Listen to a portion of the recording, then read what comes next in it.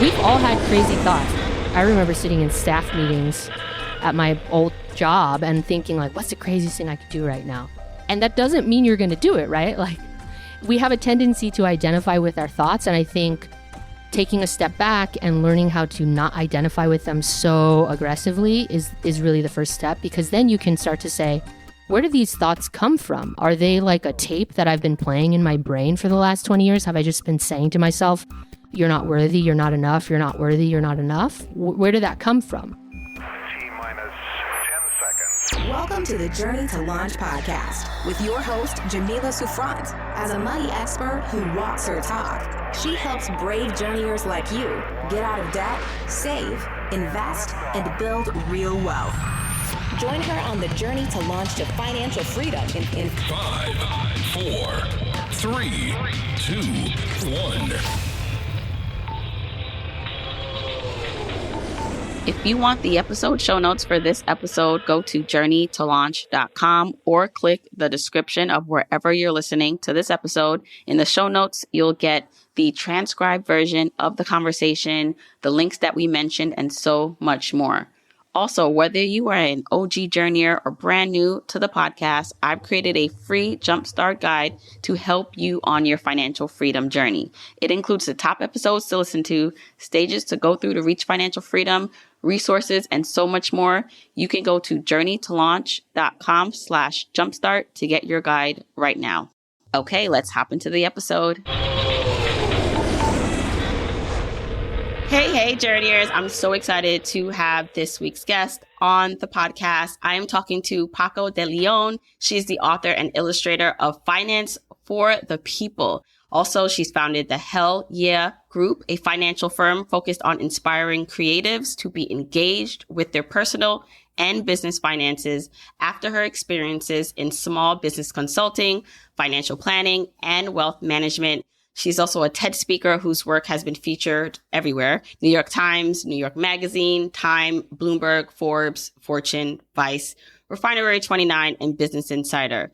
I'm really excited to talk to Paco today because we have a lot in common, Paco, about the way we approach talking about money. I think based on looking through your book and looking at your work, you really approach it from the personal side, from almost the inside out, while still giving strategy and like the overall things that we should know, the practical tips. So I can't wait to dive into this conversation. So welcome to the podcast. Thank you so much for having me. I'm so excited to just nerd out with you right now.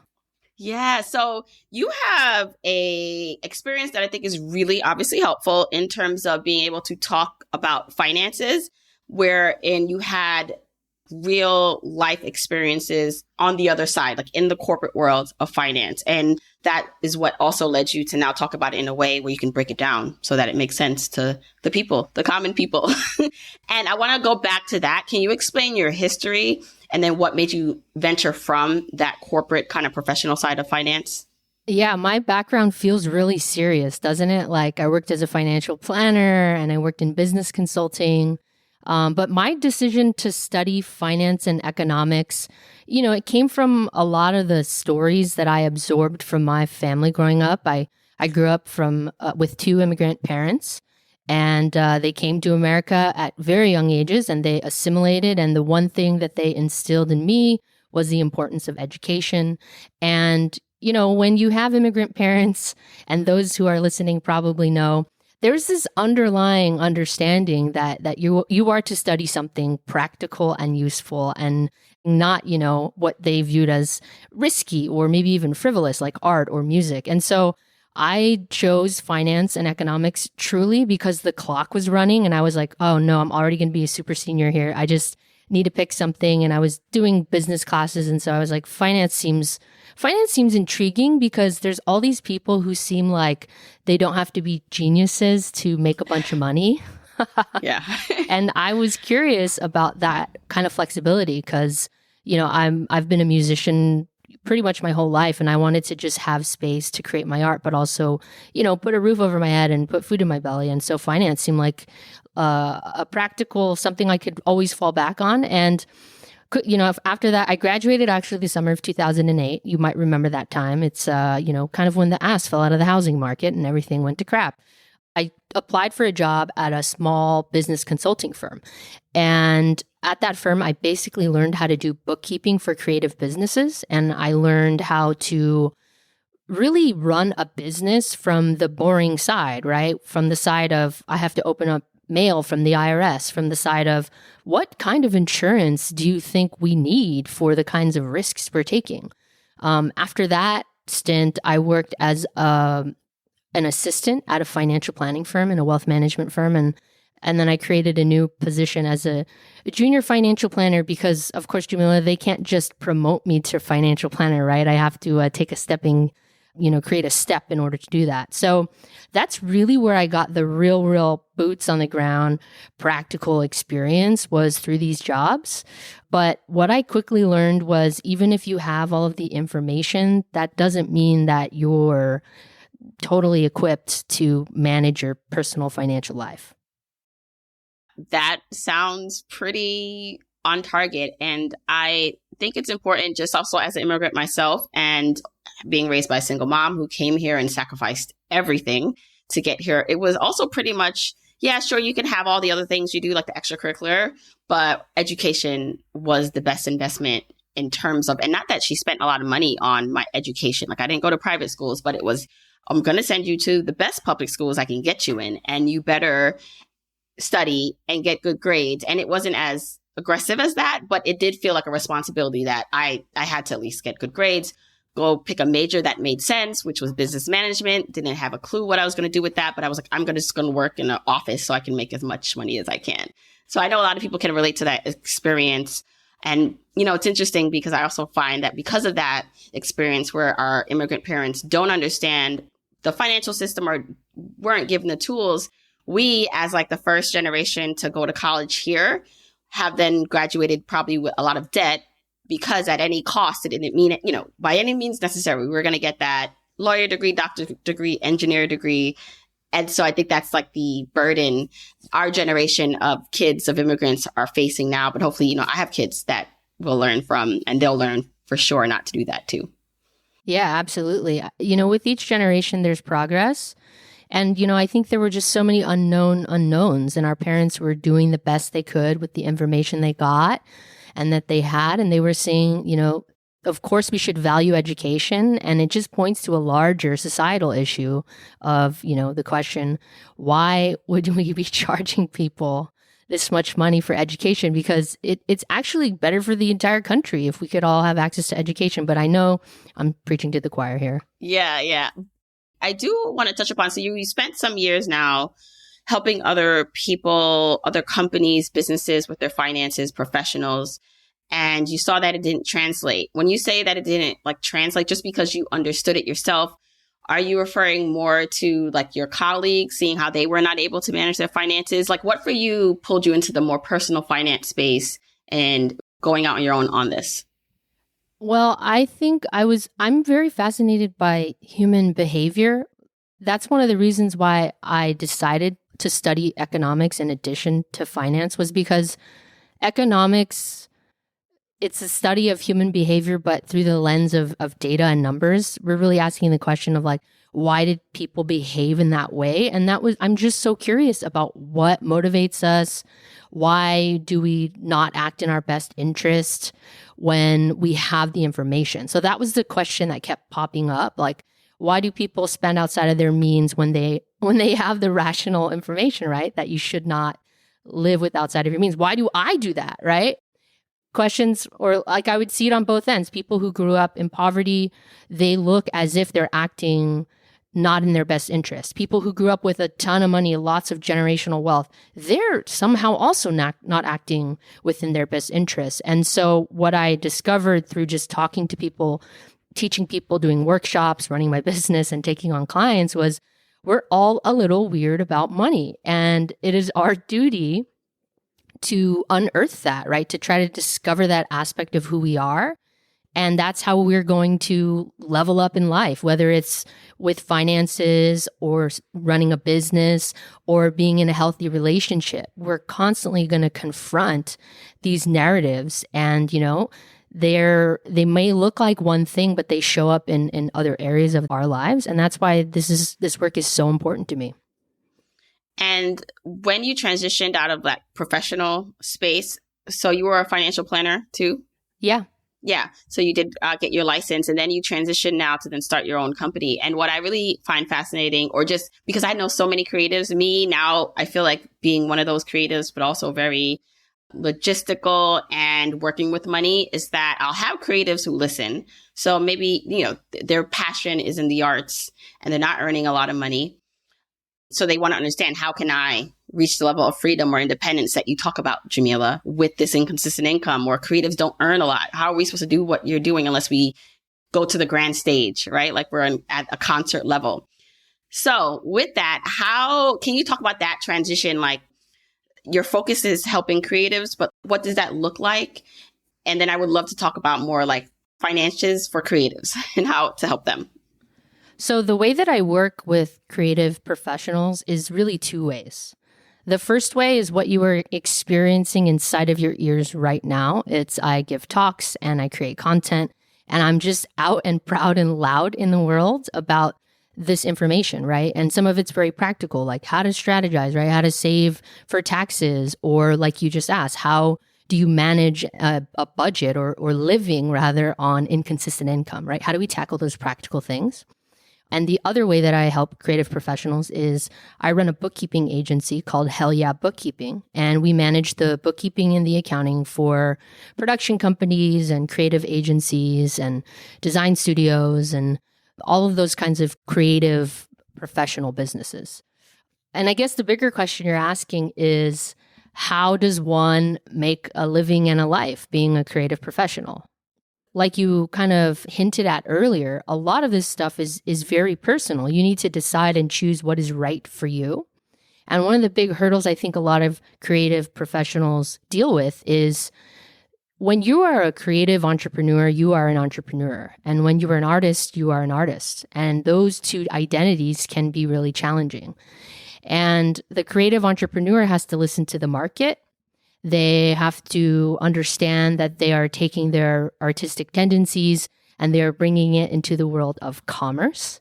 And you're going to have to make compromises and concessions. And there are things that clients you might have to work with that you maybe don't want to work with. And figuring out how to navigate that is really important. Figuring out how to undo this concept of, if I'm a creative person who creates a thing, right? The thing I create it's me, right? It's who I am. It's my soul. It's my blood, sweat, tears. It's who I am.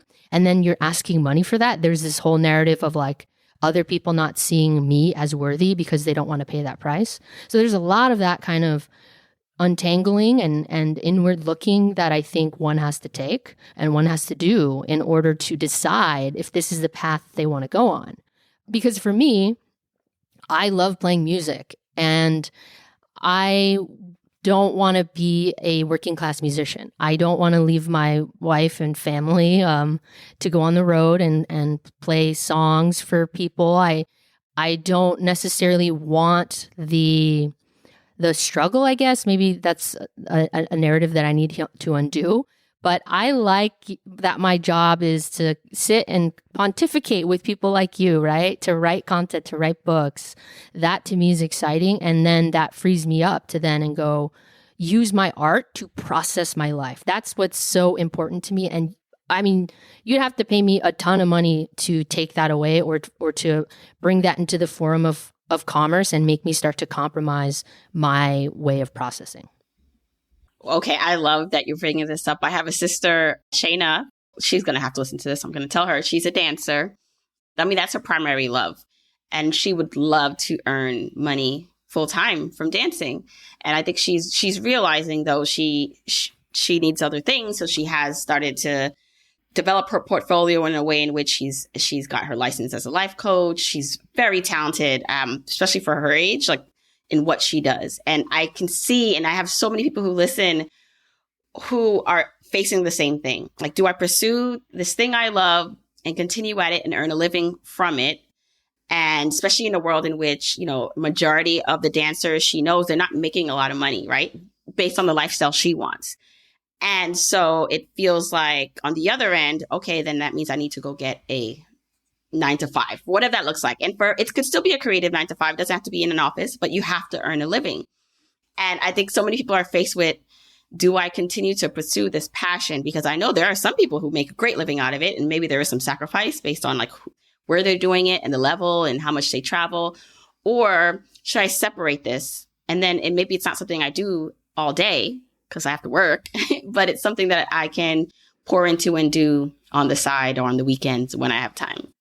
Yeah, that's a really personal question that people have to answer. And I actually have a lot of friends who are professional dancers, and they, of course, they dance. That's one of the main things that they do, but they have to do other things. I have a group of dancer friends who, they're judges on this convention circuit, which I didn't really know about, where all these kids, I guess, in major cities or cities across America go and they kind of take big classes, and they're there to teach them choreo and to, I guess, judge these large competitions. And they're gone a lot of weekends out of the year, and that's how they're making it. Or, they might love to do contemporary dance with a company, but then they have to take on some of these commercial gigs where they're an extra in Glee or something like that.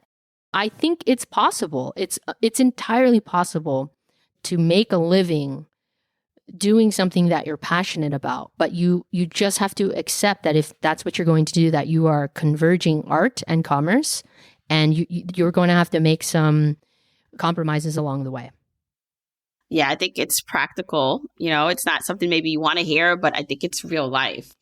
I want to go back to unearthing our feelings around money, and because this can relate to anyone, whether you're creative. And part of me feels like even if you do have a more practical, tactical job, like there's a part of you that's creative, because I don't know a child that's not creative. It's just that we kind of grow up and like we don't focus on that anymore, but it's inside of us. And I think once we can tap into that, it can propel our careers in many great ways, which then hopefully can equate to money. But with that, how does one then now like sit down and really start to think about what's holding them back when it comes to confronting their desires for their life? Like, I want this thing, but I'm doing this behavior. So there's a gap between what I want and what I'm currently doing. And it's emotional, mental, but they don't know what that is. How does one then start to unearth that? We can't answer all those questions right now on this podcast, but how does one begin to ask themselves or discover what's really the issue? I think every person is going to choose tools that work for them when it comes to learning how to do this inner inquiry work. I'm happy to share what has worked for me. And with each season of my life, I find different tools that work for me. But one of the things that I started doing about 10 years ago is I would just plop down on a cushion and close my eyes and just white knuckle it through 20 minutes of meditation. Just struggling, just feeling like I'm being thrown around by the waves of thought. And that's kind of part of the practice, is sitting there and just trying to be still and let your thoughts pass like clouds in the sky. I think that's one way to really bring down the chatter in your own mind, and one way to really tell your thoughts that, hey, yeah, I get it. You're here. I'll never, ever ditch you.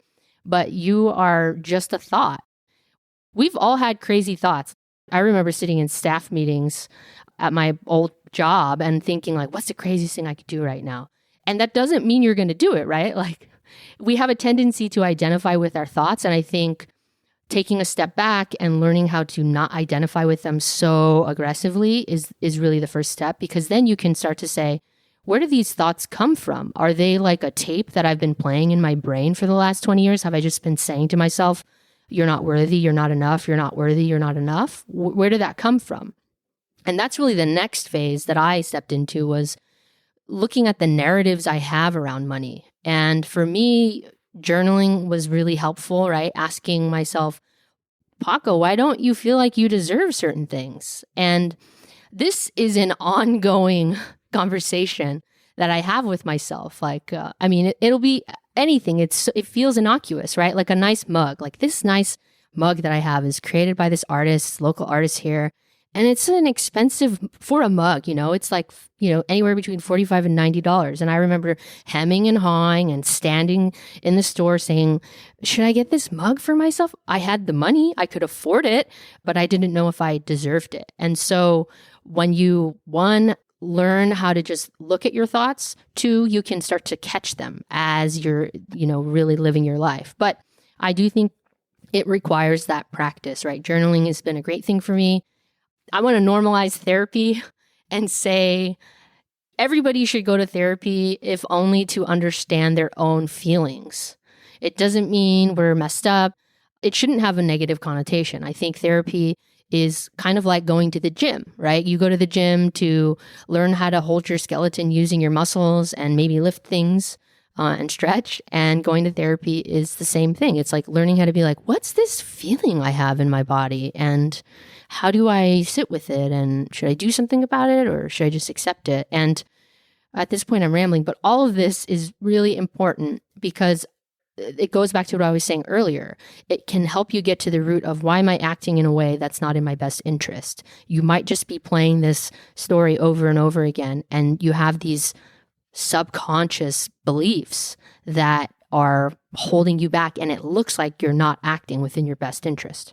It's interesting because while there is a lot of talk around not spending money and being able to cut your expenses back or earn more so you can get on top of your finances, I think there are a lot of people who, like in your situation, don't know how to spend money, like in a way that feels good, and they have it. It's not like you don't have it. I'm kind of one of those people when it comes to certain things. And I often try to distinguish, am I just lazy? Like literally, like you need new sneakers. Like, I don't understand. Like, just go buy new sneakers. And literally I will walk around with sneakers for years without changing them. And so is this like a deep rooted emotional issue, or am I just lazy and I really don't care? Right. And it's like these questions and things about our personality where I think for some people, it's like sitting down and getting to the root of it, seeing what the patterns are. I think sometimes part of it is like, it's hard to find the middle ground. Like for some people, it's like they're going to do it all or they're not going to do anything. Like, but what is that middle ground? And sometimes stepping your toe into like that feels scary because you're afraid that you may just go all out. And now that I'm saying this out loud, like, I'm wondering if that for me is some of it. Like, oh, if I start indulging in this way for something that I never cared about all these years, what happens next? Am I going to be one of those people that need new sneakers every month? Like, I don't want to do that, right? So yeah, I think it's interesting to talk about. We need to normalize this. Yeah, that sneaker thing sounds like a slippery slope. Yeah. I mean, just to add to what you're just saying, I think for a lot of people, taking that first step is really hard, right? Maybe they have trauma around money, right? I've heard some crazy stories about children who grew up in abusive households with alcoholism and, parents who would fight violently whenever the subject of money came up. And so for those people, literally money is not safe for them because anytime it was brought up, it resulted in abuse. And so for those people, I definitely encourage you to work with a trauma specialist and try to uncover what's going on there so that you can heal those wounds. I think another thing is not normal in society is talking about our pain and the importance of healing our wounds. And that could really set us free from a lot of the things, the ways that we're acting and behaving that seem where we struggle with controlling. And with the wound part of us and or these unique things that make us us. One of the things that stood out for me with your book is like the beautiful drawings and the way you distilled complex topics into very simple. So this video should be coming out. So you can check out my YouTube channel and you can see like the cover of the book, or you can just buy it and we'll talk more about that.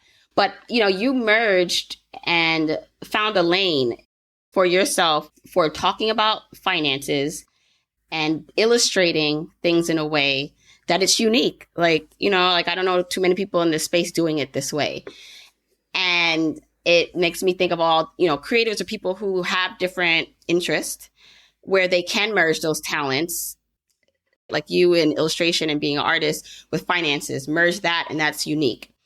And there's, I think, so many different and wild, beautiful combinations people can come up with to give themselves a life, but they think it has to be either or in a silhouette, in one lane, and they don't think they can merge. So I'd love to talk about how you found a way to merge that and tips for other people who have different talents. And it's like, maybe there's something I can do with these two things that no one's done before. I mean, it sounds really cliche to give the advice or to say the trope of like, the more I was myself, the more I just leaned into who I was, the more I got to know myself, and the more I was just myself out loud, the more everything unfolded for me. But that's the honest truth. When I was working as a financial planner, I was trying to be a serious person, like very serious, like in the office, like, hi, trust me. And in retrospect, I was a weird robot. No wonder people didn't want to work with me. Or I was struggling back then, is because I was trying to be a person that was not natural to me. And I'm sure the vibes were weird for other people who were receiving them. And honestly, like I said before, when I started just sitting quietly every day, I was just listening to my intuition. It helped me listen to my intuition more. And what kept bubbling up was, why don't you try this finance for creatives thing? Like, who knows what it's going to look like? And it's gone through many iterations. Who knows what it'll look like? But just throw it out there and see what happens. And so I went and I started to tell my friends, hey, I think I'm going to be a financial planner for creatives. I'm going to hang out my own shingle and I'm going to see what happens. And so many of my friends, they were like, go post in this Facebook group and talk to this person. And honestly, in a year, I had a roster. I had like 30 clients or something crazy like that. And I quickly learned, oh no, actually, I don't want to work with clients in this way. I think that there's another way. And so I learned about online marketing. I learned about content creation. And so I started to put out content, right? I started writing blog posts and I put out a weekly newsletter, and slowly that kind of turned into its own thing. And I discovered, oh, wait, that's like a whole job. It's not just to get clients. You can make stuff and people will pay you for the stuff that you make. Like, that's kind of insane. So I started to explore that. And so for me, the decision to work with creatives, which I think is unique, and my approach, deciding to incorporate drawings, it's all been really organic and natural. Like, I just tapped my community when it came to, I want to work with creatives. It's because I'm always around them. My wife's an interior designer. All of my best friends are musicians, or they studied drums or creative writing or painting. And so I just happen to be the one weirdo who has the finance degree in this group of creatives.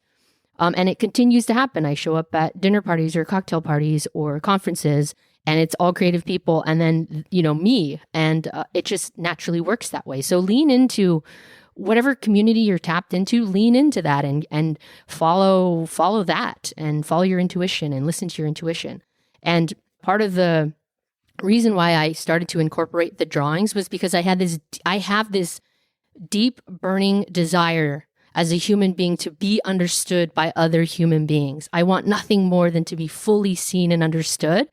And I guess I want that when it comes to trying to explain compound interest and how to wrap your head around a fully amortized loan. I really want people to get this stuff. And just one day I thought, what if I made like a sketch, And so I made a little sketch and then it just grew and grew and grew and grew. And I connected with this 8-year-old Paco who just used to love to draw Ninja Turtles, right? And it's been amazing to reconnect with that person.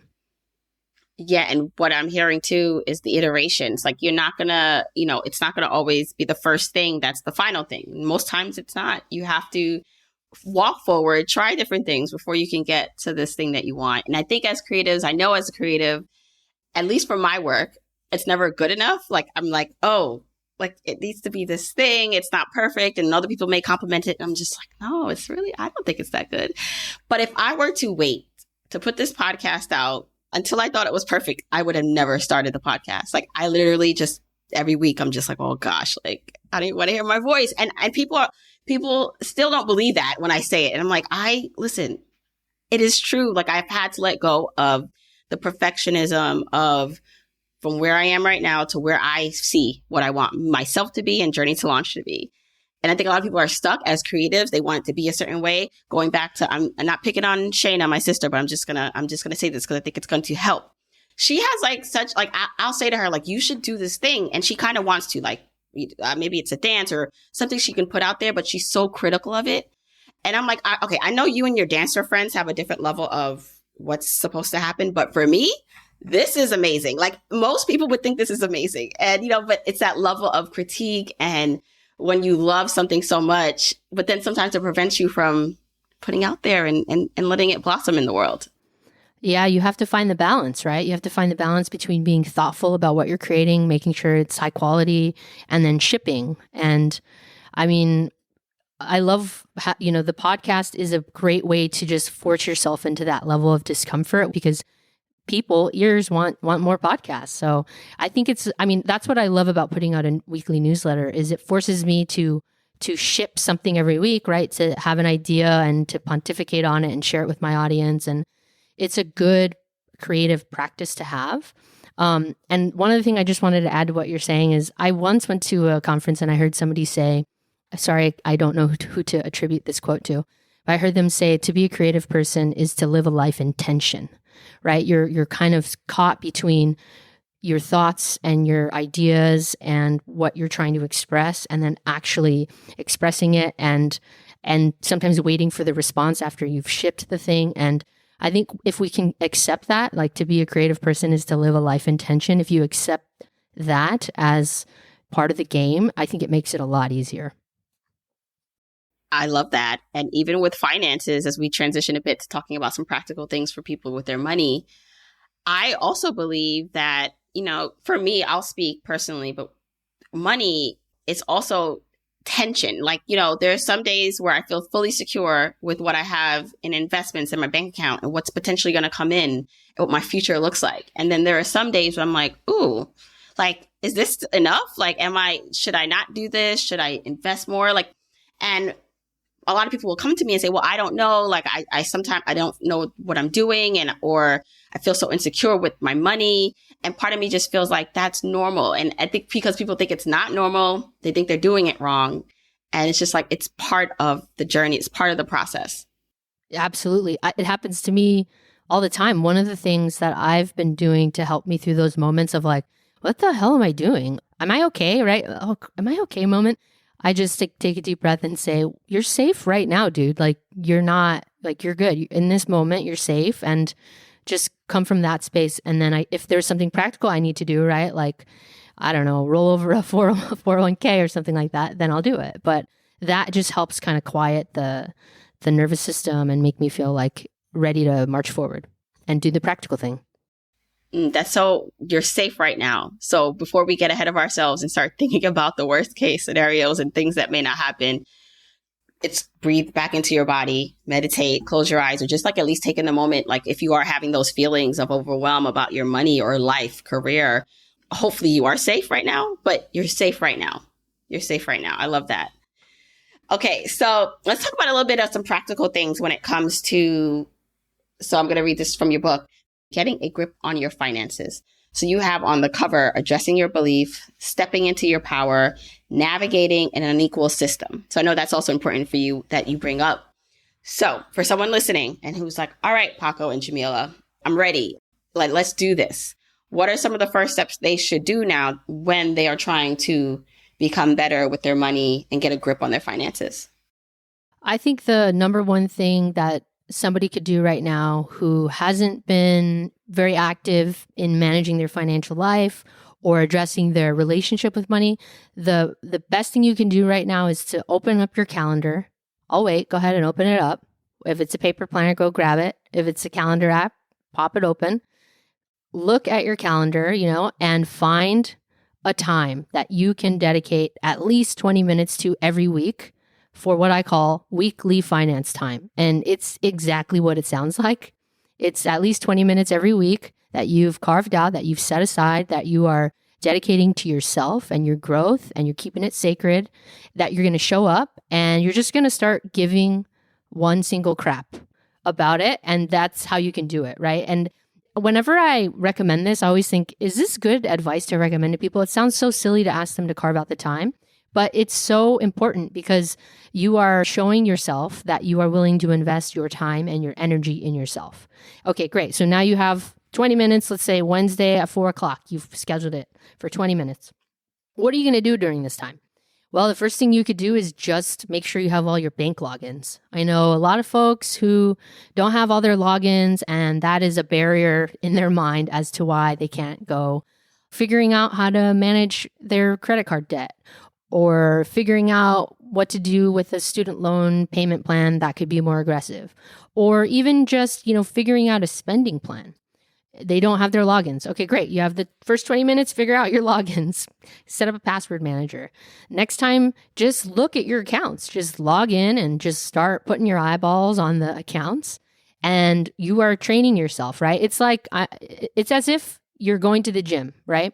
And I'm not asking you to do 15 pull-ups and to squat your own body weight on the first day. No, I'm just asking you to look fly, get a cute outfit, just walk around the gym, look at the things, look at the people, and I don't know, stretch out the hammies. Just, it doesn't have to be aggressive. Just, check it off the box. Okay, cool. And now you know what it's like to go to the gym looking fly and stretching out your hamstrings. Cool. Maybe next time we'll do 10 sit-ups or something like that. And so weekly finance time, I think, is just kind of the gateway to get started. And of course, you can spend the time reading Finance for the People. You can spend the time going through the exercises. You can spend the time, again, rolling over an old 401k, setting up a spending plan. The other thing I love about weekly finance time is if you have a partner and you're trying to manage joint finances, even if not all of your finances are joint finances, maybe only some of them are, it is an excellent idea to pre-plan when you will have conversations about money, because most people, maybe not nobody, most people, they might feel bamboozled if they're folding laundry in the evening and their partner comes up and they're just like, hey, what is this $50 you spent on Guitar Center? Or whatever it is. It doesn't even have to be accusatory. It could be them saying, I think we should, I don't know, split the renter's insurance or something like that. If you pre-plan when you're going to have these conversations, everybody, the parties involved, get a chance to kind of mentally prepare for what's about to happen. And it gives you time to bring things to the table. Yeah, that's the first thing that I think folks should do. Weekly finance time. And relating it to the gym is so smart, because when you do go to the gym, especially if you don't go, you're not expecting to, work out the same capacity as a person who's been going for 10 years. And so that's important to know that it's going to take time. You're not going to do everything. Even if you are really great at going to the gym and working out, you don't do every exercise in every part of your body. I mean, some people do, but you don't do it. You don't do all the things in one day. You break it up and you break it up over time. And so half the time too, even for me, because I do work out, is getting over the mental hurdle of getting there, which is the same thing as when you're thinking about your money. A lot of times, I know it feels more overwhelming. It is overwhelming. But it feels more heavy than it actually is when you do it. So it's oh, that's literally, I was putting this off for how much and time. And it was this simple to do. How many times have we done that? Absolutely. Yeah. I want to get back to just people who have inconsistent incomes. How are they to create the spending plan or look at their money when they don't know or have a consistent cash flow, of what's coming in? How would you say for them to start this process? So we're probably talking about freelancers and self-employed folks, or maybe even people who get bonuses. So maybe their income is not as, like you just said, consistent. I think coming up with a spending plan where you look at your money in 3 main buckets is a really good way to wrap your head around how much you need to be earning. The first bucket would be essentials, what you need to be human on earth. The second bucket would be non-essentials. So fun things like pizza with friends, a pack of beer maybe, or beers with friends. Your hobbies, your vices, anything that is not essential, but it's nice to have because it makes a life a life. And then the third is going to be your goals and what you want to save for the future.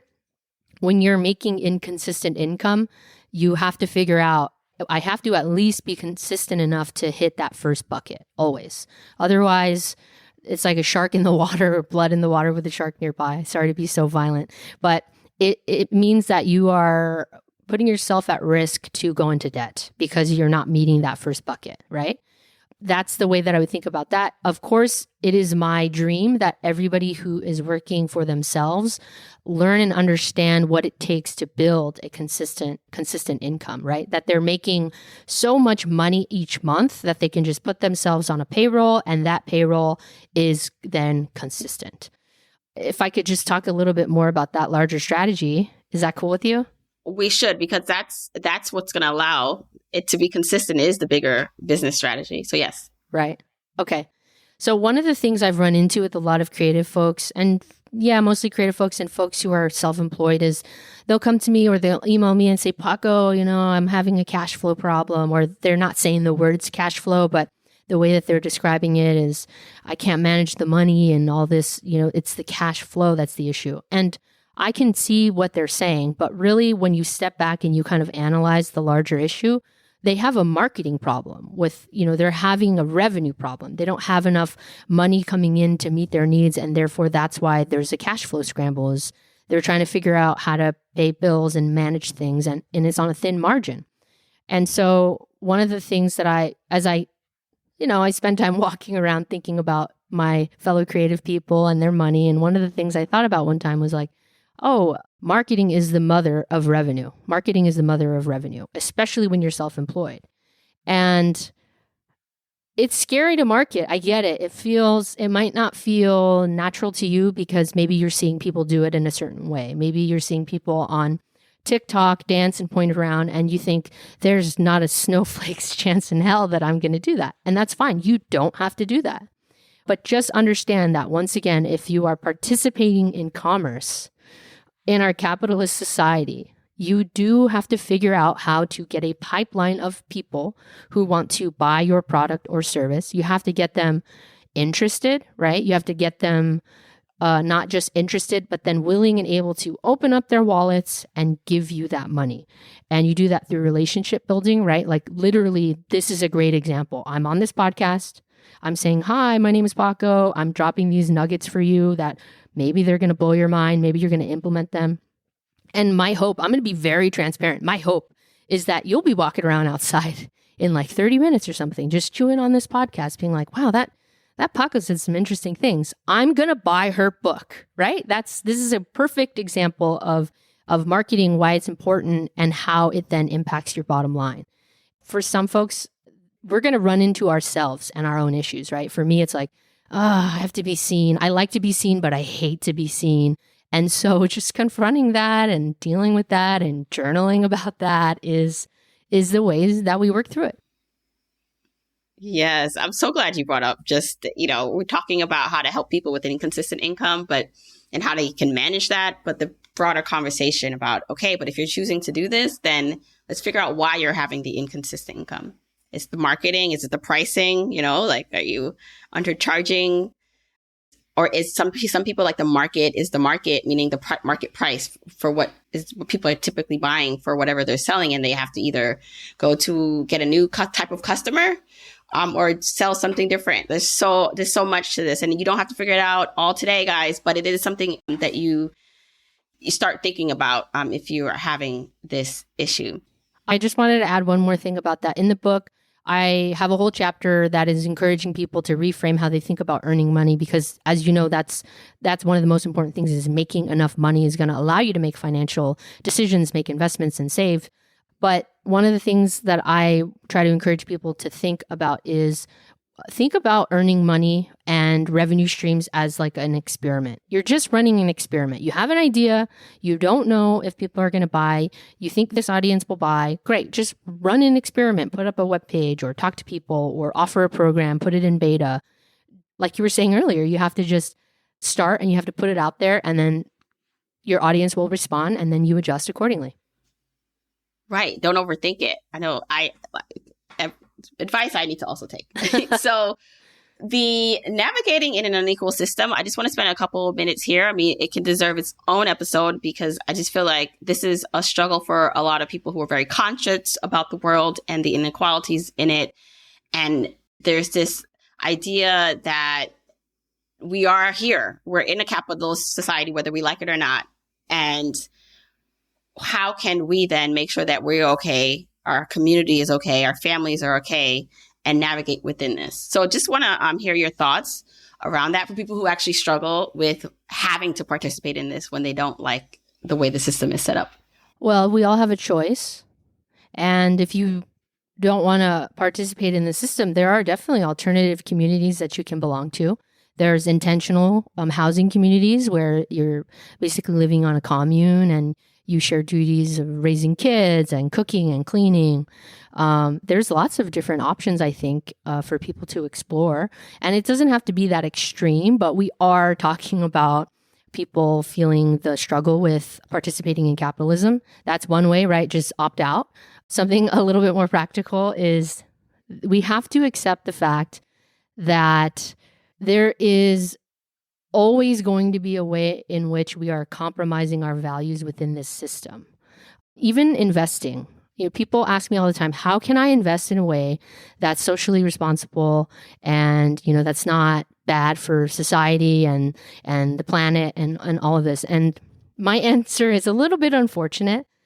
It's that we have to realize that the mechanism for you to profit in the stock market is exploitative in and of itself, regardless of whether that company plants a tree or regardless of whether that company, invests in their workers. Because at the end of the day, if you are making a profit off of that company, they're extracting the wealth, right? They're extracting the profit created by workers and then they're giving it to you.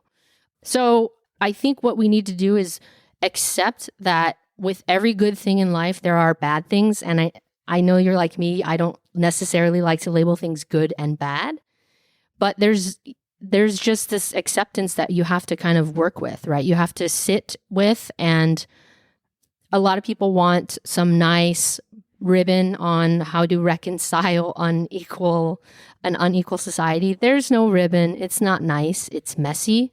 We all make decisions that feel right for us, right? Some people want to put all their money in a credit union. Some people want to volunteer their time helping the unhoused. You have to do what's right for you, but you also have to realize that here's this tension again, to bring it up, right? That's what it is that's what it's like to be in the modern world. And just to reference Rachel Rogers, she's been on the podcast and she wrote the book, We Should All Be Millionaires. She takes the approach that, well, we're in this system. It's unequal. So why can't we be the ones with all the money? And then the good ones, when, again, I'm quoting that because we all have our, good and not so good things about us. But then we can then deploy our money in ways that can help more people. Because if the creatives and the people who really want to make a change never make money, who actually want to do something for the world, never make the money, and it stays in the hands of the few who don't care, then how is that going to help? We do need to then encourage ourselves and the people around us and people of color and women and men who actually want to do something in this world to make more money, and then though use that money in a way that helps others. I could not agree more. I love Rachel Rogers, huge fan. Yes, we need to create the means of production. We need to own the means of production. We need to disseminate the money into the things that we value. And I could not agree more. That's exactly how we create change.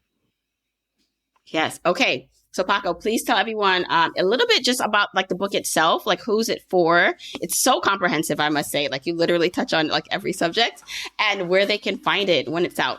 The book is called Finance for the People. It is a comprehensive guide for anyone who is looking to improve their relationship with money, or folks who are looking to tackle, their personal financial planning for the very first time. I think it's great for folks at all levels. I think it's great for folks who are just beginning and those who are trying to stay inspired and stay on track. They'll definitely get a few nuggets. And yes, it's quite comprehensive. I tried not to make it that comprehensive, but I couldn't. I couldn't do it to you guys. And you can buy it wherever you buy books. Right. And what's your site and social so they can follow you? I'm on Instagram at the Hell Yeah Group. I am mostly not on Twitter, but trying to be at Hell Yeah Group. And you can sign up for my newsletter. It goes out every Wednesday, and you can sign up for it at thehellyeahgroup.com. Awesome. Thank you so much, Paco. This was delightful, and I know that people will get a lot from this. So thanks. Thank you so much. This was my pleasure. Don't forget, you can get the episode show notes for this episode by going to journeytolaunch.com or click the description of wherever you're listening to this. And you can still grab your Jumpstart Guide for free to help you on your journey to financial freedom by going to journeytolaunch.com/jumpstart. If you want to support me and the podcast and love the free content and information that you get here are 4 ways that you can support me and the show. 1, make sure you're subscribed to the podcast wherever you listen, whether that's Apple Podcasts, that purple app on your phone, your Android device, YouTube, Spotify, wherever it is that you happen to listen. Just subscribe so you are not missing an episode. And if you're happening to listen to this in Apple Podcasts, rate, review, and subscribe there. I appreciate and read every single review. Number 2, follow me on my social media accounts. I'm at Journey to Launch on Facebook, Instagram, and Twitter, and I love interacting with journeyers there. 3, support and check out the sponsors of this show if you hear something that interests you. Sponsors are the main ways we keep the podcast lights on here, so show them some love for supporting your girl. 4, and last but not least, share this episode, this podcast with a friend or family member or coworker so that we can spread the message of Journey to Launch. All right, that's it. Until next week, keep on journeying, journeyers.